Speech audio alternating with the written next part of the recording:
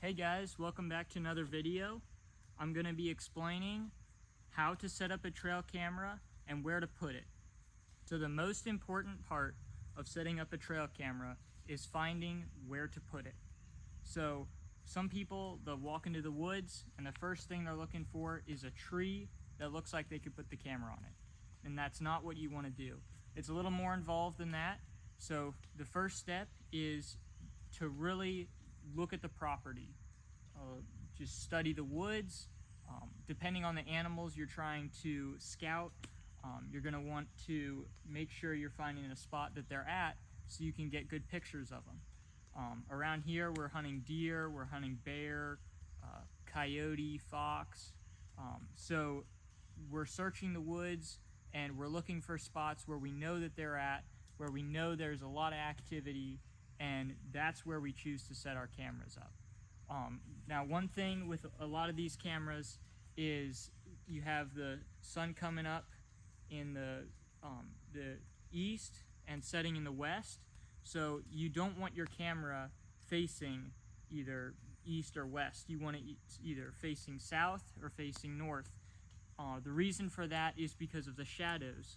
So the sun will create a shadow, and when it rises and when it sets, and what will happen is your camera will start taking pictures of that. And you do not want pictures of just some random shadows moving in the woods. So you want to make sure you're getting just the pictures you want of the animals you want. So this spot right here is really what you're looking for. You're looking for kind of a beaten down road that different animals are using to come and go back and forth.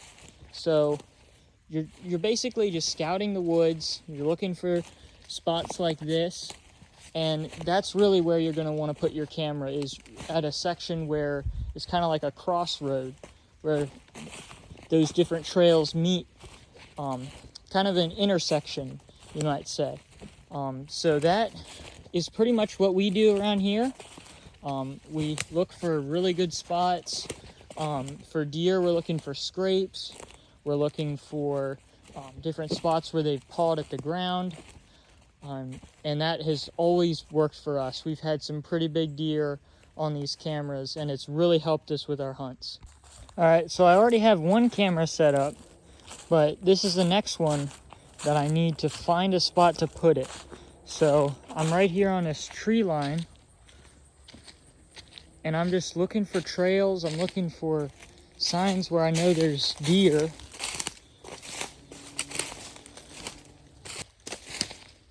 There's a pretty good sized trail here.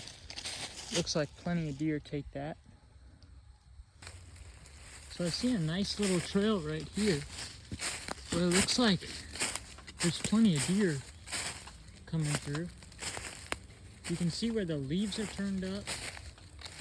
Looks like a lot of deer coming here, probably because it's pretty isolated. I mean, you have these little saplings on either side, so the deer probably feel pretty secure coming back in here. I see this trail right here that goes out to the field, and I see plenty of scrapes. Wow, those are actually pretty good sized scrapes.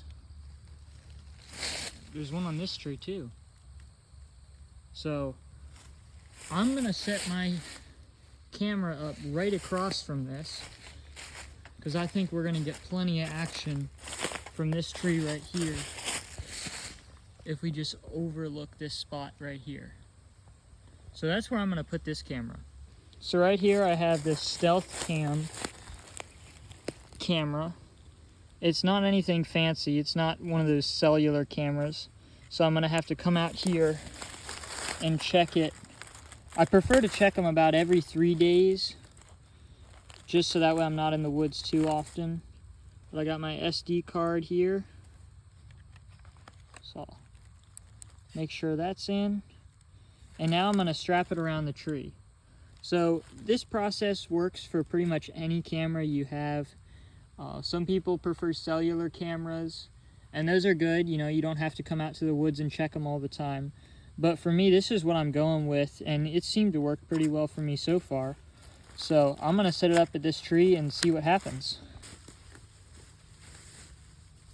remember when you're setting up a trail camera, you don't want to have it up here, because you're going to miss a lot of that action from the deer. They could sneak right by it and keep their head down, and they'd go right by. And you would have no idea because you wouldn't have any pictures. So you want to keep it pretty low to the ground, about like this, like 1.5 feet off the ground. That's normally how I keep them, because if you have a good buck that comes by, you know, a really big buck with a big rack, he'll come right through and keep his head down, and you'll get that picture of his rack and everything.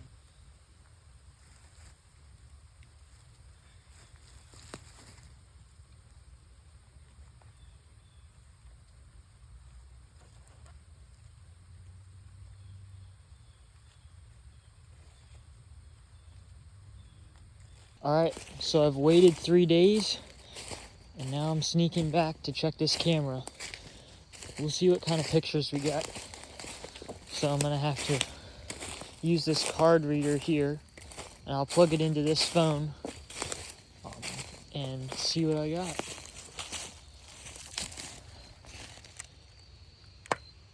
So you can see how that infrared is working. Turn it off. Now I'll just take the card out and I'll plug it into my reader. We'll see what kind of pictures we got.